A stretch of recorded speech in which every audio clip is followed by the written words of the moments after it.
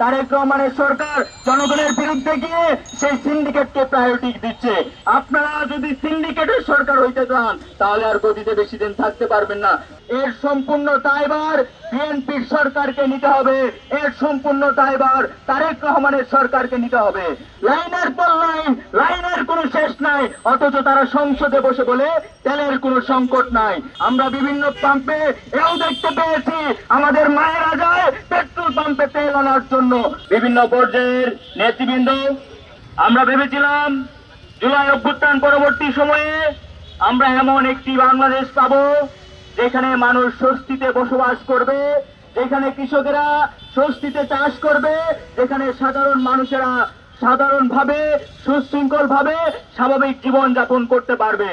কিন্তু আমরা দুঃখজনকভাবে দেখতে পাচ্ছি নির্বাচন পরবর্তী সময়ে বিভিন্ন সংকটের মুখে এই জাতিকে পড়তে হয়েছে। এর সম্পূর্ণ দায়ভার বিএনপির সরকারকে নিতে হবে, এর সম্পূর্ণ দায়ভার তারেক রহমানের সরকারকে নিতে হবে।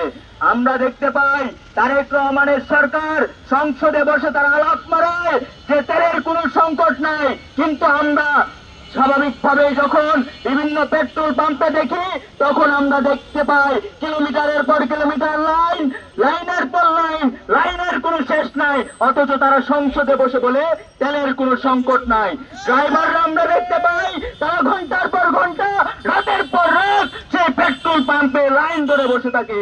আমরা বিভিন্ন পাম্পে এও দেখতে পেয়েছি আমাদের মায়েরা যায় পেট্রোল পাম্পে তেল আনার জন্য, আমাদের সেই ভাইদের সহযোগিতা করার জন্য।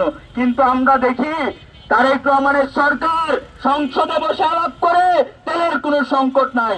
আমরা আপনাদের সাথে একমত, কিন্তু আপনারা একটু স্পষ্টভাবে যদি খেটে দেখেন তাহলে দেখবেন আমাদের বাংলাদেশে অক্টেনের 80% উৎপাদন হয় এবং পেট্রোলের 100% উৎপাদন হয় আমাদের বাংলাদেশে, কিন্তু আমাদের মাত্র 20% পেট্রোল অক্টেন দেশের বাইরে থেকে আমদানি করা হয় এবং 40 থেকে 50 দিনের অক্টেন মজুদ রাখার সক্ষমতা রয়েছে।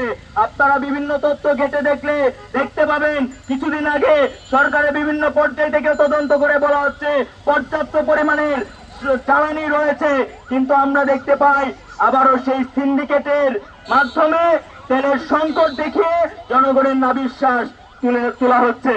আপনারা তাহলে দেখবেন এটা একটা পরিকল্পিত সিন্ডিকেট এবং এই সিন্ডিকেটের মাধ্যমে তারেক রহমানের সরকার জনগণের বিরুদ্ধে গিয়ে সেই সিন্ডিকেটকে প্রায়োরিটি দিচ্ছে। তার ফলে আমরা দেখতে পাই হরমুজ প্রণালী খুলে দেওয়ার পরেও আমরা দেখি যে তেলের সংকট তৈরি করে আবারও সেই তেলের দাম বাড়িয়ে দেওয়া হয়েছে।